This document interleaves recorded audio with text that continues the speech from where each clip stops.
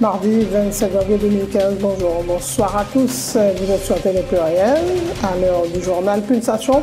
L'essentiel de l'actualité de la journée, le vice-président du Sénat, André Sichet, appelle le nouveau conseil électoral à évaluer le travail réalisé par l'ancien bureau de manière à lancer véritablement la machine électorale. André Sichet appelle le CEP à mettre en confiance les acteurs impliqués dans le processus.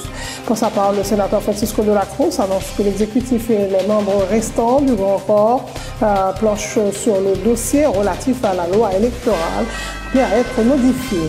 Le président Michel Martelly dénonce la responsabilité de la 49e législature dans la crise qui sévit actuellement dans les écoles publiques où des professeurs en grève depuis 3 semaines réclament notamment le paiement de plusieurs mois d'arriérés de salaire. S'il y a des salaires impayés, c'est parce que le Fonds national de l'éducation n'a pas été voté, déplore le chef de l'État. Pour le premier trimestre de l'exercice 2014-2015, l'administration générale des douanes a réussi à collecter 7,8 milliards de gourdes, soit 95% de ses prévisions de recettes informations communiquées par le directeur de l'AGD, Frédéric Jean-Baptiste. La Corée du Sud fait un don de 50 autobus au gouvernement haïtien dans le cadre du programme de transport gratuit des écoliers, un don évalué à environ 5 millions de dollars américains, selon le président Michel Joseph Martelly. L'actualité internationale, après un silence de plusieurs mois, Fidel Castro s'exprime sur le rapprochement engagé entre Cuba et les États-Unis. Le leader Maximo dit ne pas faire confiance aux États-Unis, mais ne rejette pas une solution pacifique au conflit entre les deux pays. Le blizzard historique attendu sur la côte est des États-Unis n'a pas eu lieu. Il a été transformé en une simple tempête de neige, mais les mesures de sécurité restent toujours en vigueur. Ce mardi, la ville de New York, qui était déserte, métro et quand le parc était fermé, seuls les véhicules d'urgence étaient autorisés à circuler. La finale de la Coupe d'Asie opposera l'Australie à la Corée du Sud. Les Sotiros ont battu les Émirats arabes unis 2-0. L'Espagnol Rafael Nadal a été sèchement éliminé en 3-7 ce mardi en quart de finale de l'Open d'Australie par Thomas Berdych en demi-finale. Le Tchèque affrontera l'Écossais Andy Murray. Tennis toujours, la première demi-finale du simple féminin de l'Open d'Australie sera 100% russe. L'opposera Maria Sharapova à Ekaterina Makarova.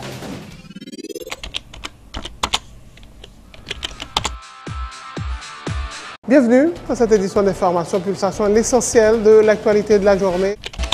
Merci de votre fidélité. Bienvenue dans ce premier numéro de Pulsation Week-end.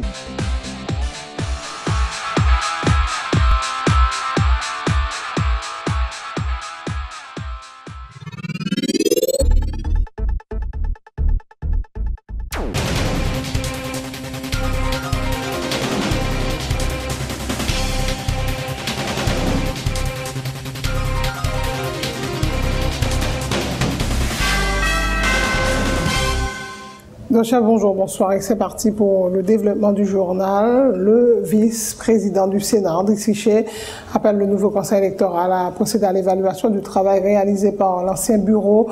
Question de lancer véritablement la machine électorale. Si certains membres des BED et des BEC ont été désignés de manière irrégulière, des mesures doivent être prises dans le meilleur délai pour les remplacer, a dit le parlementaire qui appelle le CEP à mettre en confiance les acteurs impliqués dans le processus. André Sichet plaide pour l'organisation de 2 élections, les législatives, puis les municipales et la présidentielle.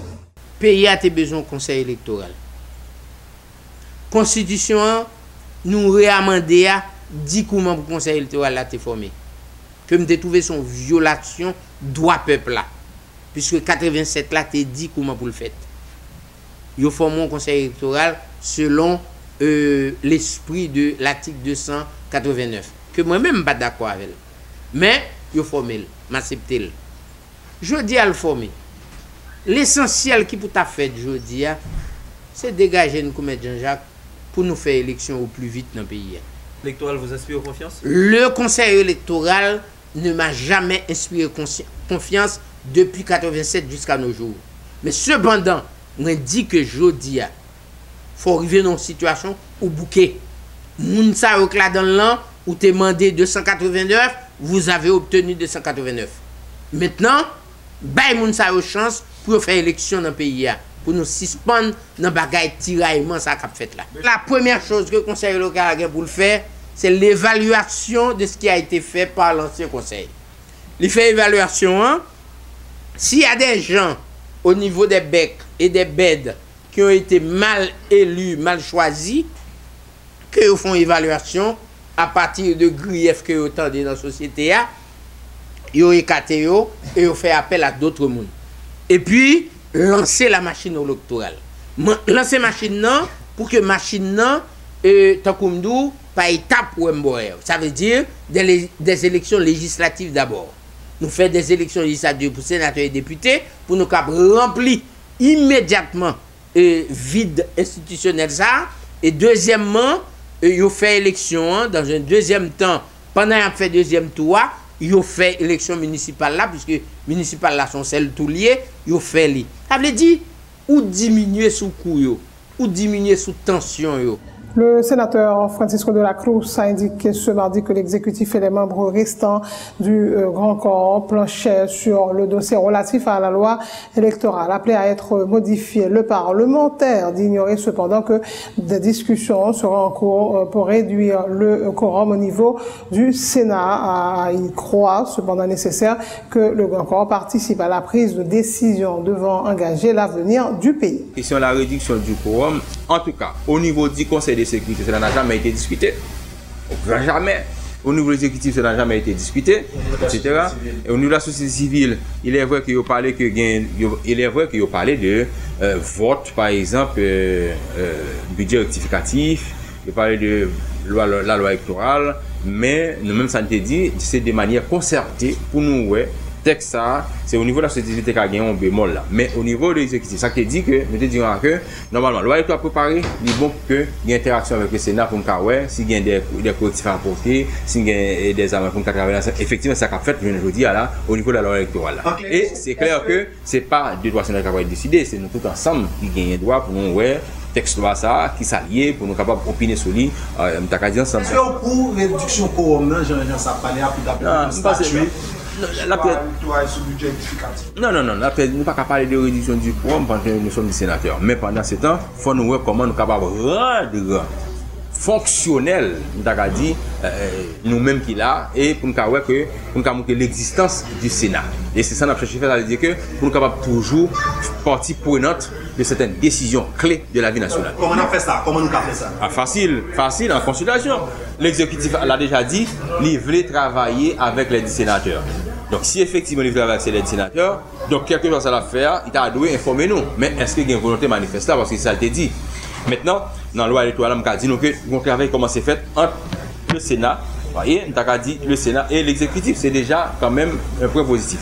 Mais vous ne voulez pas qu'il y ait des décisions que le président prend, jusqu'à présent, nous avons connaître. Ça c'est clair. Mais lui-même il a montré que ça a été souhaité que pour nous toujours travailler ensemble. Si par exemple vous gagnez le budget rectificatif, nous allons voter le budget rectificatif, mais c'est normal puis ouvrir le document pour nous pour nous informer parce que qu'on le veut ou non, pas oublier, nous encore exister. Même là que nous avons un handicap, ça n'a rien à voir. Alors que le Parlement est dysfonctionnel depuis le 12 janvier, le président Martelly a dénoncé sa responsabilité dans la crise qui sévit actuellement dans les écoles publiques où des professeurs en grève depuis 3 semaines réclament notamment le paiement de plusieurs mois d'arriérés de solde s'il y a des salaires impayés. C'est parce que le Fonds national de l'éducation n'a pas été voté, a indiqué le chef de l'État.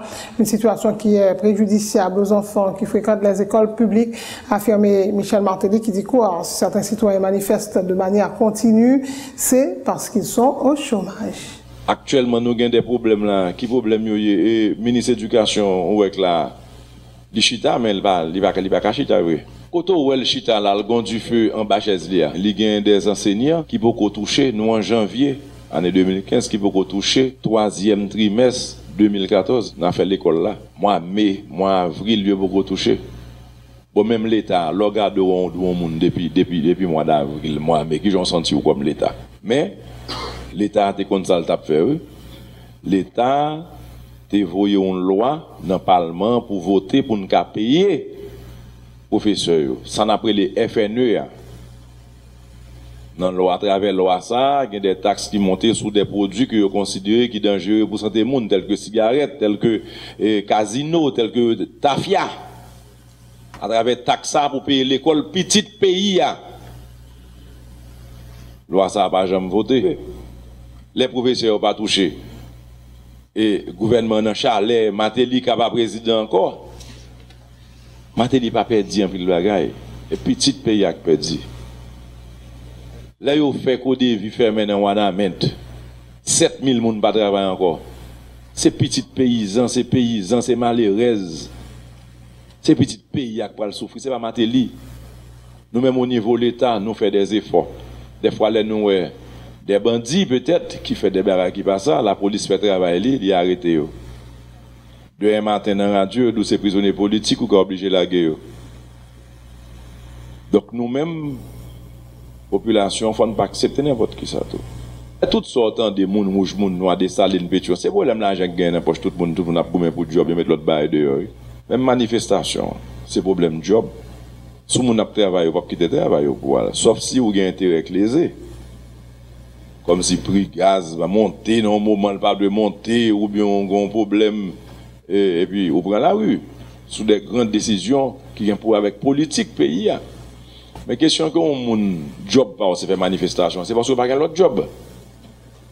Donc nous-mêmes, nous voulons travailler pour nous faire l'autre job. Même genre, la semaine passée, si monsieur dit, longtemps, il était qu'on a au caoutchouc pour bouler, pour nous faire au caoutchouc pour rouler. Autre point de l'actualité, pour le premier trimestre de l'exercice 2014-2015, l'administration générale des douanes a réussi à collecter 7 milliards 800 millions de gourdes, soit 95% de ses prévisions de recettes, informe le directeur général de l'AGD, Fresnel Jean-Baptiste.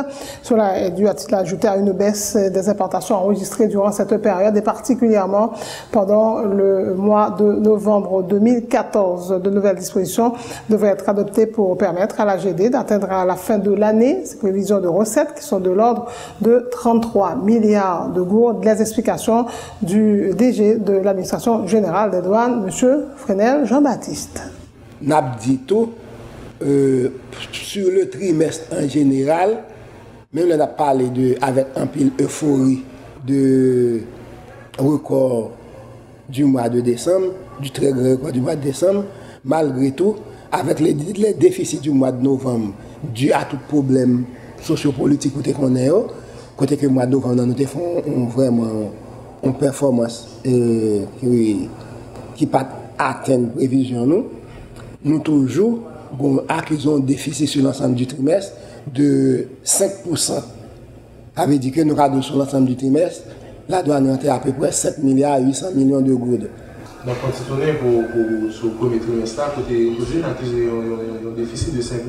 Mais sur combien nous avons escompté, combien nous avons compté entrer au premier trimestre? Nous avons espéré à peu près 8 milliards. 8 milliards, bon, je n'ai pas les chiffres exacts, mais si nous faisons calcul là, 5% par rapport à 5 milliards 800 millions, nous avons plus ou moins, l'offre fait recette côté fait dans le mois de décembre. Est-ce que vous avez maintenu le niveau de recette ça? Parce que l'État a un grand engagement année ça, côté que l'État doit rentrer, douane et DGI confondus, 60 milliards de gourdes.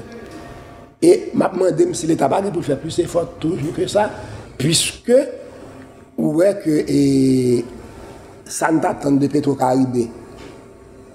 Il y a les papes venus, aide internationale là, nous avons toute garantie que toute aide était promise, tout appui budgétaire a venu, donc nous devons faire plus d'efforts toujours.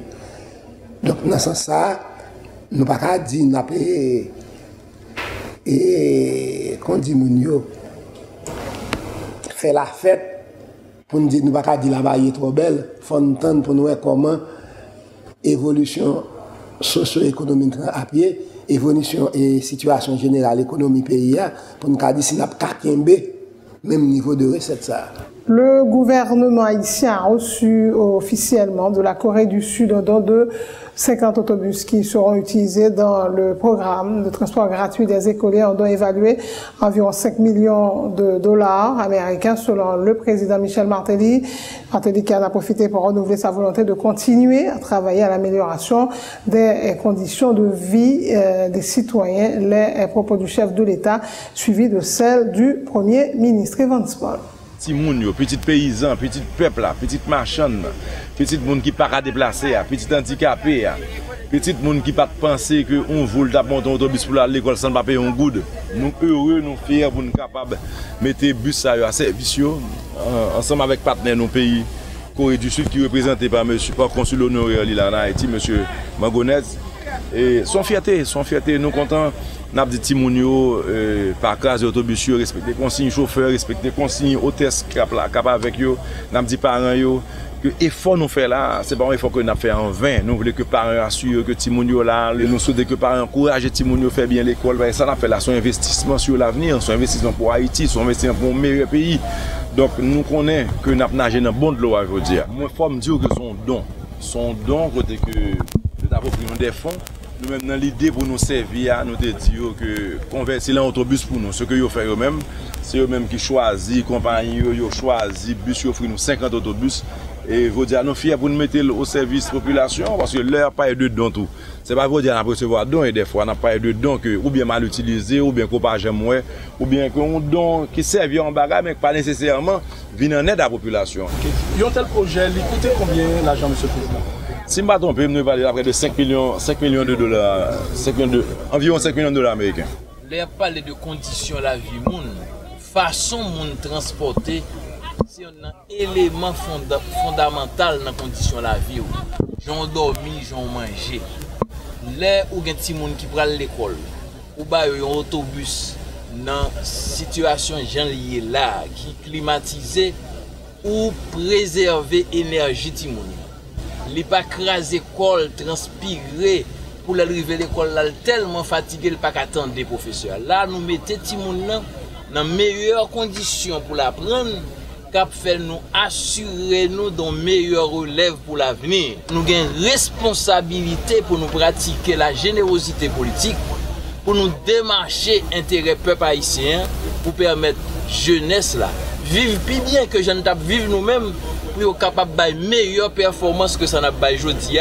C'est la compagnie Dignité qui assurera la gestion de ces autobus. Son directeur Castro Arbois a souligné que ces 50 autobus additionnels permettront à environ 50 000 nouveaux élèves de bénéficier du service de transport gratuit à travers le pays.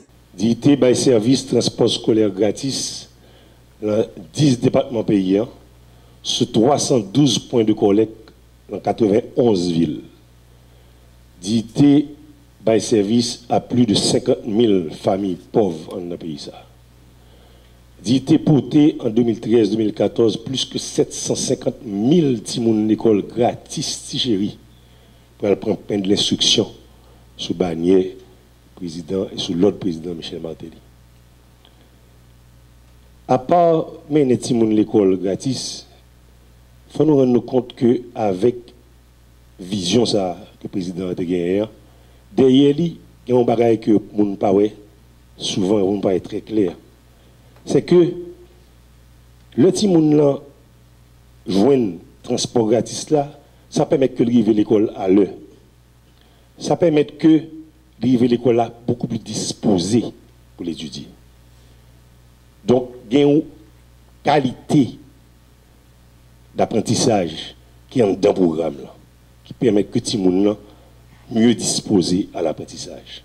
Il permet en 2013-2014, d'après l'exercice statistique que nous faisons, que parents qui bénéficiaires, parents qui sont pauvres, service ça permet que en de poche, il y a plus que 1 milliard de gouttes qui étaient. Donc c'est peut-être toute belle bagaille ça qui est dans le programme ça que je n'ai aujourd'hui.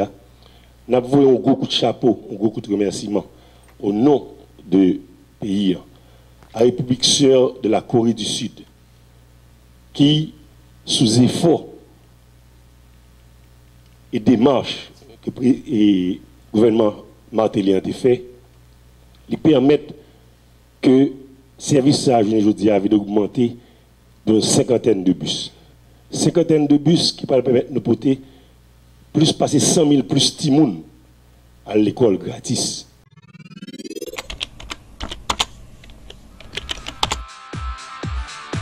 Bienvenue à cette édition d'Information Pulsation, l'essentiel de l'actualité de la journée. Merci de votre fidélité. Bienvenue dans ce premier numéro de Pulsation Week-end.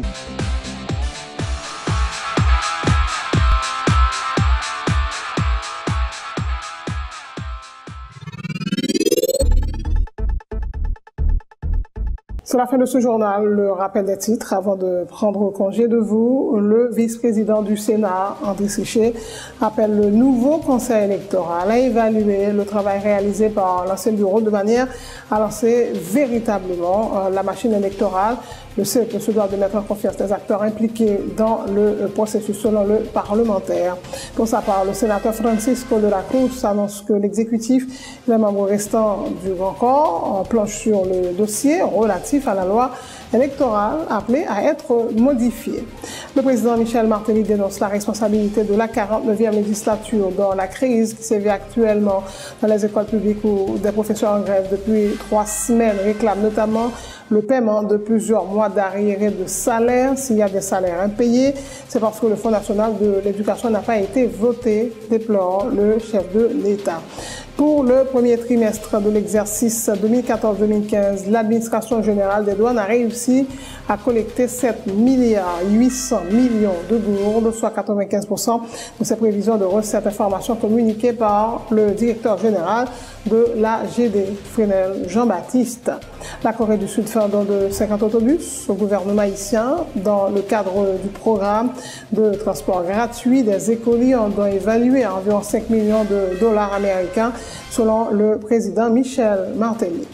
Après un silence de plusieurs mois, Fidel Castro s'exprime sur le rapprochement engagé entre Cuba et les États-Unis. Le leader Maximo dit ne pas faire confiance aux États-Unis, mais ne rejette pas une solution pacifique au conflit entre les deux pays. Le blizzard historique attendu sur la côte est des États-Unis n'a pas eu lieu.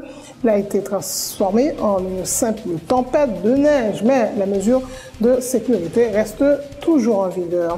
Ce mardi, la ville de New York était déserte, métro, école et parcs étaient fermés. Seuls les véhicules d'urgence étaient autorisés à circuler. En sport, la finale de la Coupe d'Asie opposera l'Australie à la Corée du Sud. Les Soxeros ont battu les Émirats Arabes Unis 2-0. Tennis, l'Espagnol Rafael Nadal a été sèchement éliminé en 3-7 ce mardi en quart de finale de l'Open d'Australie par Thomas Berdych. En demi-finale, le Tchèque affrontera l'Écossais Andy Murray. La première demi-finale du simple féminin sera 100% russe. Elle opposera Maria Sharapova à Ekaterina Makarova. Merci d'avoir suivi ce journal. Bonne suite de programme sur Télé Pluriel.